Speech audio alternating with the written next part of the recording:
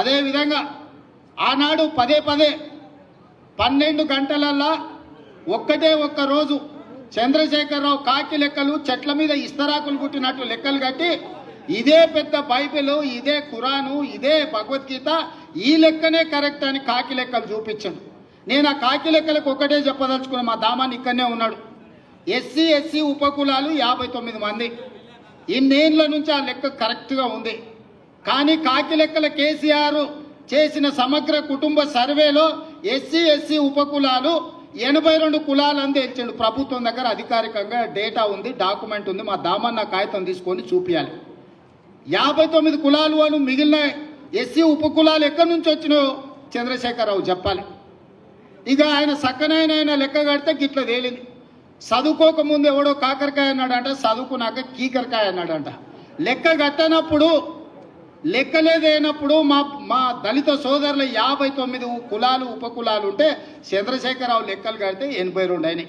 ఈ సొక్కమైన లెక్క తీసుకొచ్చి నా లెక్కనే ఇది కరెక్టు, నేను సత్యహరిచంద్రుని, ఆయన పోతా ఆయన వారసుడుగా నేను పుట్టినా, నా లెక్కకు ఈరోజు బట్టి విక్రమార్క, రేవంత్ రెడ్డి, ఉత్తమ్ కుమార్ రెడ్డి చేసిన లెక్కకు పొత్తన లేదు, ఇది తీసి పక్కన పడేయండి అంటుండు.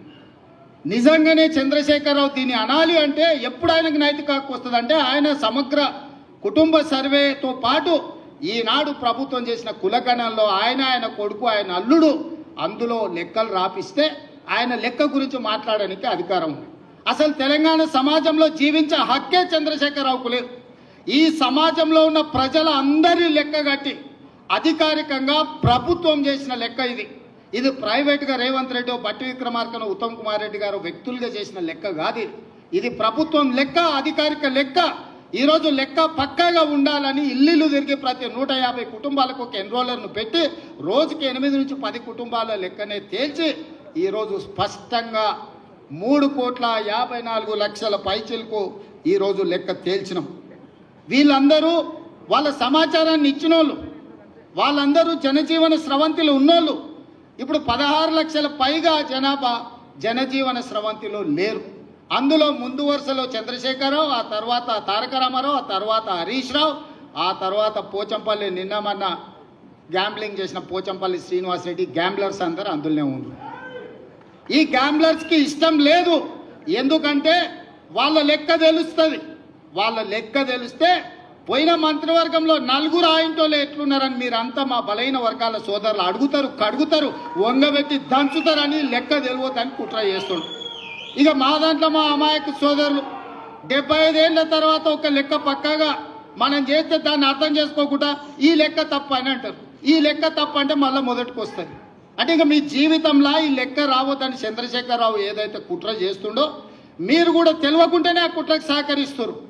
నేను ఇవాళ వేదిక మీద నుంచి ఛాలెంజ్ చేస్తున్నా. ఎవరైతే 8 పేజీల లెక్కలో వివరాలు ఇచ్చి సంతకాలు పెట్టారో ఏ దాంట్లో కూడా ఒక్క తప్పు లేదు. ప్రతి కాలం వాళ్ళు రాసిచ్చిందే మా వాళ్ళు రాసుకున్నారు, వాళ్ళు సంతకం పెట్టిందే ప్రభుత్వం దగ్గర ఉంది.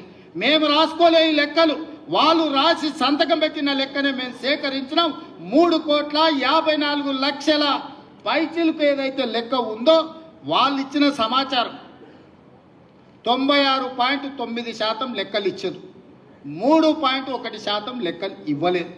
లెక్కలు ఇవ్వలను కొంతమంది విధిలేకి ఇవ్వకపోవచ్చు, కొంతమంది ఆ సమయానికి లేకి ఇవ్వకపోవచ్చు. కానీ చంద్రశేఖరరావు లాంటి వాళ్ళు తెలిసి బలిసి కావాలని ఈ లెక్కలకు రాలేదు. వస్తే సంచి బియ్యం వండితే వాళ్ళు తినంగా మిగులుతుంది, మొత్తం వాళ్ళ జాతి తిన్నా కూడా మిగతాలకు మిగులుతుంది, లెక్క తెలుస్తుంది. పోయిన మంత్రివర్గంలో చంద్రశేఖరరావు, దయాకర్ రావు, హరీష్ రావు, తారక రామారావు, వినోద్ రావు, ఆ రావు, ఈ రావు ఇన్ని పదవులు ఎట్లా అనుభవించారని బీసీలు లెక్కలు అడుగుతారని, ఆ లెక్క తేల్తుందని ఈ లెక్కను తేల్చకుండా గందరగోళంలో చేసి గంగల కలపాలని కుట్ర చేస్తుడు. ఇందులో ఏమీ లేదు. చంద్రశేఖరరావు మాయ మర్మమే ఉంది. లెక్క తేలితే వాళ్ళెంతో వాళ్ళకంత అంటే వాళ్ళకి వార్డు మెంబర్ కంటే పైన ఏ పదవి రాదు. ఆ కుటుంబానికి ఏమి ఇయ్యనికనే ఉండదు. ఇవాళ రేవంత్ రెడ్డి నువ్వు కూడా రెడ్డి ఉండొచ్చు. అప్పుడప్పుడు ఒక ఆయన అంటుంటాడు ఈయననే ఆఖరి, ఈయననే చివరి, ఈయననే మొదటని. నాకేం పర్వాలేదు, ఆఖరి అయినా పర్వాలేదు. నా నాయకుడు ఇచ్చిన మాటను నిలబెట్టాలని క్రమశిక్షణ కలిగిన కార్యకర్తగా నేను బాధ్యత తీసుకున్నా. ఇది నా నిబద్ధత. నేను ఈ లెక్క నా కోసం చేయలే, నా పదవి కోసం చేయలే. నా నాయకుడు ఇచ్చిన మాట నిలబెడితేనే నేను క్రమశిక్షణ కలిగిన కాంగ్రెస్ కార్యకర్తను అవుతా. నేను క్రమశిక్షణ కలిగిన ముఖ్యమంత్రిగా ఈరోజు బాధ్యత తీసుకున్నా.